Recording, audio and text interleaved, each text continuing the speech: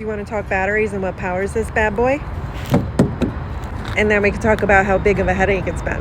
And I'm still not going to pretend I know what half of this stuff means. Start with solar. I have one 200-watt panel, which is not enough to power anything. It's more or less a trickle charge, just a little something to keep my batteries topped off. But my main battery source is a 460 amp hour lithium battery. And this is what powers the coach. The coach is the house portion. I have a standard chassis battery which powers the engine. So you have the chassis and you have the coach. My coach battery is the lithium, and I paid a lot of extra money for this upgraded lithium package. I think the standard was 200 amps, but I've more than doubled it, which means I can camp off-grid a lot longer. I have this master volt screen here. It shows that my house battery is currently at 100%. I'm using about less than 2 amps of power now. It's probably from my fridge running. I'm not sure. No lights on, nothing really using power. So this charge would last me a lot longer than somebody who has the 200 amp. I have a 3000 watt inverter, which honestly, I wouldn't even know how to describe to you. But the cool thing about my system, and the reason why I'm able to stay off grid for a lot longer, is that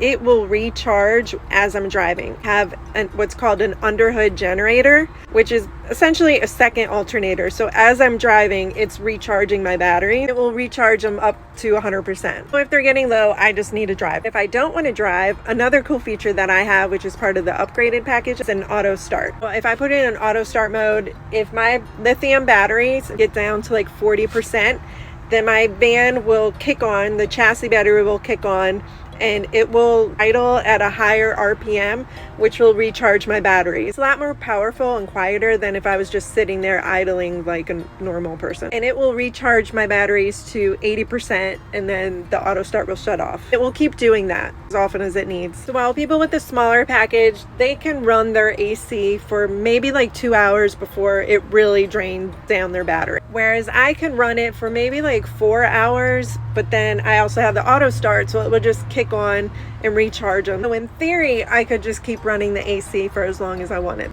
That's the good part. I am one in a small group of people, at least with this model, that have the 460 amp. Fairly new. I think it's something they started offering during COVID, but it's been a major headache because it's new. Nobody knew what the fuck they were doing. And because of COVID, the demand was so high, they were just slapping these things together. From the start, I've had nothing but problems. My underhood generator burned up. That needed to be replaced. It was then determined that it did that because all the settings were wrong to begin with. It was set for like a normal non-lithium. I don't know what that is. And then there was a bunch of loose wires, so things kept like tripping. Normally some of this wouldn't be that big of a deal. It's that none of the service technicians have ever worked on a system like this, so nobody knew what to do. I was spending hours on the phone with the manufacturer of the battery. They were walking me through stuff. I was like taking apart my van and adjusting settings. Drove a few hours back and forth to the dealer a handful of times, just hoping that they could figure it out. And each time it was like, this was the problem. Be fine for a couple months, and then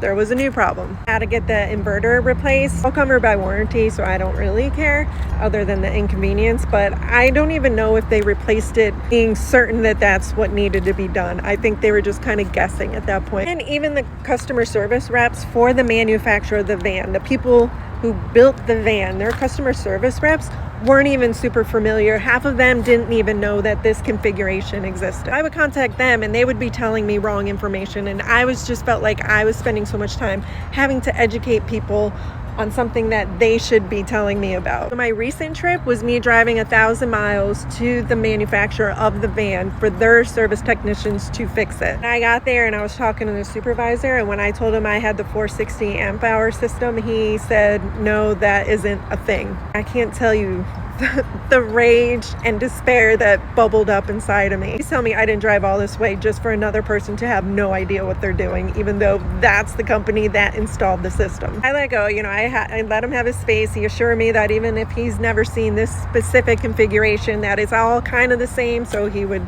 be able to work it out. And supposedly he did. Apparently the most recent issue is that when my inverter was replaced, they wiped out all the settings. So once they put the inverter back, they were supposed to reconfigure everything, and they didn't do that. They being the dealer's technicians. Basically, for the last few months, my system just had no configuration, so it didn't know what to do. It didn't know where to draw power from.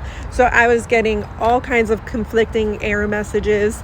and things would work and then they wouldn't work. Auto start, it would kick on, but it wouldn't charge anything. There was one time it just wasn't charging by anything. It wasn't recharging when I was driving. The auto start wasn't charging. It wasn't even charging when I plugged into shore power. Let me tell you what it's like to own a very expensive van that just has no power. So it's one of those fixes that I probably won't really know is fixed until like I'm using the van for a couple more months. We're gonna trust Ed, Supervisor Ed. I have faith in him. He went above and beyond.